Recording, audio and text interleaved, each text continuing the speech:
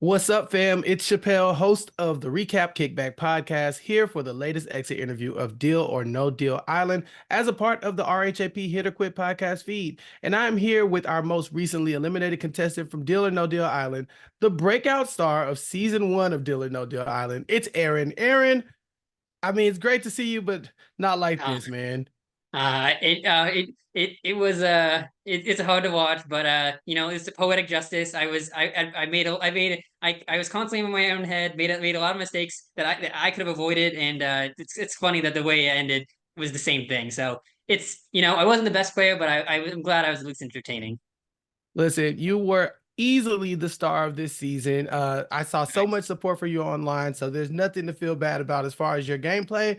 Because I have a lot of questions Go about for it. some of Yeah. the things that happened this season. Are you ready? Yeah, I'm ready. All right. So last episode, you went up against the banker with the potential of beating him for a second time. This would have been the first time someone got to go against the banker twice and come back successfully. Were you more confident having already done it before? Absolutely. Yeah. I think Joe knew. Everyone watching knew. And, Joe's like, first question is, you look strong. You're puffing out your chest. I was like, I got a little bit of a tan. I was a lot more confident. And, I didn't want to put myself in position. I think it was pretty obvious that no one was going to eliminate me and that was the only way I was eliminated. I knew there was a moment. I was like, this is something. This is full circle. Like I started the game playing, I might be. I think it sounds like I'd be the last one until I feel like from what I've heard, the game format like changed or something. So, it was I was the last person to at least put money in the pot. So I'll say that. Yeah, and you had a great showing both times, but this time it didn't work out. But had it worked out, Aaron, I do have some questions about that. Questions, So please. the episode is centered around what would you have done if you had beat the banker? Um there's some questions about whether or not Boss and Rob was plotting against you. Stephanie was Yep. saying they turned on you. We saw you kind of waffling with it in the show. I have to just come out and ask you, were you going to eliminate Boss and Rob had you beat the banker? I didn't have it in me. The game of me wants to say yeah, like ooh, that last second just eliminate him, but no. I The big thing they don't show is me and Stephanie had a bit of an argument, and she was, I think, more frustrated than me for good reason. Is that I told her like, oh, the plan to get you out with Miranda and that whole debacle was more Rob than me, and I really owned up, and Rob told me like, stop telling. Did you see in the clip? You see in the episode like stop like just like letting them say this and stop just accepting this and like leaning into this because he knew I was just being like, oh, it's not me, it's Wob. So I felt really bad that I kind of thrown Wob under the bus. I felt bad that I felt like they made them fight. So I bring this up to Stephanie, and Stephanie's like, you told me that Wob was the one who did it. So I really felt like I had to own up to my actions, and I felt really bad. Even though maybe I should have just leaned into it, but I felt bad for I feel like maybe throwing WAP under the bus a few times and maybe being a little bit the one who's a little more. I mean, maybe me being the one who's a little more lying. So, I knew I knew that Stephanie wasn't fully showing the truth, but I got in my own head, and she said the right words to hit me that even made me think about it. But at the end of the day, it would have been Stephanie. So when it came down to it, you didn't believe Stephanie after all, or was there any merit to what she was saying at all? I didn't believe her in that part, but the part that wasn't aired is that she kind of repeatedly hit this mark of like lobbed out for himself, like it looked bad that you're out for yourself. Well, maybe she didn't phrase it like that, but like it felt like this idea that is this thing that we were like you got to play your own game, and don't listen to Rob. And I got in my own head that I can't listen to Rob. I have to it's not that he's lying, it's just that is that his things that you're telling me are helping him. And so what I kind of figured out like after the fact was like, oh, just because it benefits him doesn't mean it doesn't benefit me. It can benefit both of us. So I just got in my own head that I was like, oh, I have to play the middle. And so I pick up this middle case that I'm like, and the second I walk back with it, I'm like, what? Why? Why would I do that? The one thing I could have done, literally, just you keep on second guessing yourself. You feel like you're not trusting your gut, and it did me in. So it was like that. So it was, like I said, poetic. But yeah, she made me waver, and I second guessed myself. Yeah, the relationship with you and Boston Rob starts in episode one. It's like the first scene, the first Literally. pair of people we see. Yeah, but what was going through your head when you saw Boston Rob? Because you were familiar with him before the show, Yeah. right? Yeah. Apparently I didn't know he was a hero villain. I knew he was like a hardcore like he do anything to win. I knew he was super good at the game. I watched a lot of Big Brother YouTube, and Big Brother, when you watch Big Brother, I watched the Love Has a Podcast clips. You guys do everything. Yeah, I watch all the podcasts. You give me some tough love. I thought Jenny would come here, be nice. No, no. The things you said were spot on. Jenny's a lot softer touch. She's the Alyssa, you're the Bob. Uh, yeah, I'd seen clips when you watch clips of Big Brother, it sleeps into Survivor, and I knew he was versus villains, and I knew he was on a season when it was him versus Russell Hantz. So my brain combined those two because Russell Hantz, like, look, the guy's a villain. That's obvious. So Hmm. I thought he was the hero, and in credit to him, he was very heroic in many times. Yeah. I kind of knew that he was a backstabber, even the heroes in these games backstab. I was aware of his pedigree at least. And we didn't really get to see a lot of your relationship with the other cast members. Did you get close with the people outside of your Rob Mob alliance? For sure. The big one will always be Jordan. Me, Jordan, Alyssa with her really thick as thieves. I really struggle with separating game personal, obviously. And I could see that she was like wavering, going to the night owl side. I was like, "What are you doing? Like we've been here this whole time." And realize now, like obviously, it's that you go with the members. So I was super close to Jordan. It's crazy. I think this is why like I always think that this is the one thing I really wish they showed is me and Stephanie were legitimately friends. It's why it hurt so much for her to that plan was set in motion. It hurt so much that we had been on different sides. At that point I realized like we are good friends. We talked about social issues. We went to high school like within miles apart.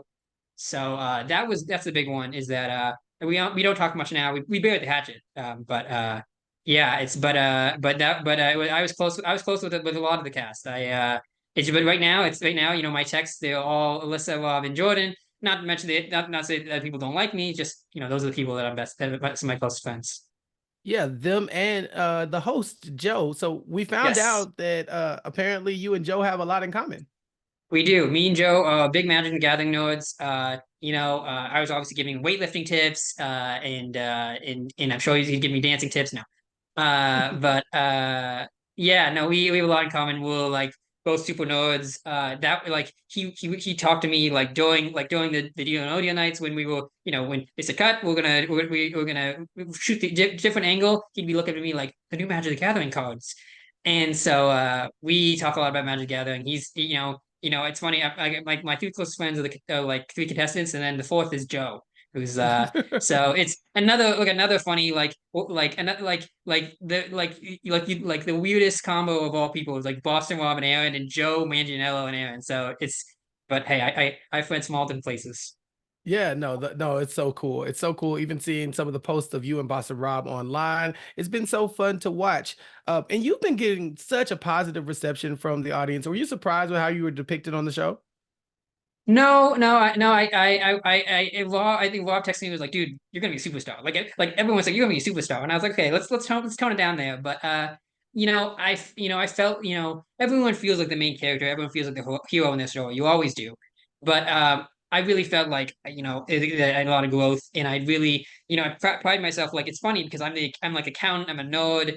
I'm someone you think is very like smart and logical, and I do think I am that. But I definitely someone who's at the end of the day is more of a social player and someone who's really social. So I knew that I always go back to episode one, and episode one everyone is cheering for you, everyone like that was the most excited because I find I'm just when I pat myself on the back I think I'm a charismatic guy, and I think that I was lucky enough that they showed that. So I think so I was happy of it.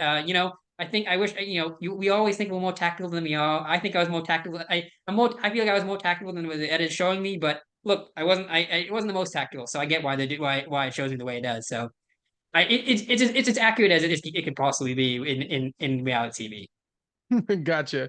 Is there anything that happened on the show that you really wish they had shown? Like, is there something you that happened that you're surprised they didn't show? It's got to be the this me and Stephanie's arc. Like it was just like an interesting. Me and Stephanie's arc is the biggest one. Like the like I like kind of feeling like maybe I gaslit her and made in that we I created this debacle that threw Rob under the bus. And then in general maybe like a little more clips of me questioning Alyssa because I look I the princess card thing, like come on. I don't even know there's a princess card in Magic, bro. I love Magic. But we bonded over the fact that we're different professions, and sometimes you got to hit those marks. Well, you're a princess, I'm an accountant. We just and that kind of and you got to combine the two. So same way, I was Nick doesn't he's a garbage collector. But he doesn't talk about garbage at all. But half the time when he wins a challenge, he's like because of my garbage collecting skills. Mhm. So yeah, I look, I definitely try. I definitely Alyssa was definitely a blind spot for me. Like this, but the middle ground of like I'm completely oblivious to I was super aware of her. I was in the middle ground, and I say it like I like look. I kind of was. I wanted to play with people that knew the game, that was smart, and I found Rob, who's the smartest, the best game of all time, maybe. Never mind in the game, and Alyssa, who really seemed to have an knack for knowing that hit buttons, cannot being a little conniving, being witchy is how she phrased it. So I knew that she had a potential to be altruistic. Altruistic is fight for yourself. To me, but for yourself. Uh, but I definitely was blinded at some points, but I'm aware of her gameplay. Yeah, have you've mentioned Big Brother and Yeah. obviously you were familiar with Boss Rob. Would you go on and do any other competition reality shows similar to For this? Yeah, for sure. If you don't know the other stuff, I'll do that. Just give me $100,000, hopefully. But for actual competition shows, I love to do any number of them. For me, I said it before, like I like NBCs where you get to start. I'm not gonna be the guy who jumps ship 100 times. No one wants that. And Survivor and Amazing Race would be amazing. No pun intended. But for now, I'm a I'm an NBC guy for a good reason, and I love their shows. So the big one is the Traders. The other show that I know they have is House of Villains. I don't know if I'm going to cast for that one. I don't know if I fit the role yet. I don't think Maybe so. maybe we get some behind the scenes footage of me trash talking everybody. Then we can get a role in that. But for now, it's the villains or maybe another show. But like I said. I love to do any number of the shows, but yeah, it'd be a blast. I think it'd be. I think I this was a trial one. I feel like when I left, I was like, oh, I could do this again. I could do this easily. I just but you have to go through it. You have to make the mistakes and be in your own head and have some mental health mental health not issues but mental health maybe a little breakdowns. We all have breakdowns, but maybe not as public ones outside of me. But I needed to go through all that. But I think the next time around, if there's a next time, hopefully, I'll be a lot better. Yeah, and so let everybody know where they can find you and what you do have coming up next because I'm telling you, they were not wrong. You are definitely a star, and I'm sure everybody wants to keep up with you moving forward. Yeah, yeah. You can find me on Instagram. Don't call me Aaron the pun because of the Key and Peele sketch. And for that, I'm not a social media savvy guy. I have different usernames for everything, which is the red flag. You can't do that. But for now, if you just search Aron Barbell, look, no one has my name. I'm the one and only Aron Barbell. So if you search me around it, if you find it, it's probably me. But for now, just follow me on Instagram. If there's enough people want to watch it, I'll make a Twitch channel or something like that. Thank you, Aaron. Thank you so much for answering Of all these course. questions. Yeah, we didn't mean to grill you so hard, but you did so No, well in the season. We had to check in. yeah, you did. It was good. These are good questions. And you valid points throughout the episodes. All right, thank you, thank you, and Of okay, course. everyone. That was Aaron, the one and only Aaron Barbell, the most recent eliminated contestant from Deal or No Deal Island. To keep up with more of our coverage of Deal or No Deal Island, please remember to subscribe to the RHAP Hit or Quit podcast feed for weekly episode recaps, and be sure to follow me on all social media platforms at Recap Kickback for more information on what I have going on. Until next time, peace.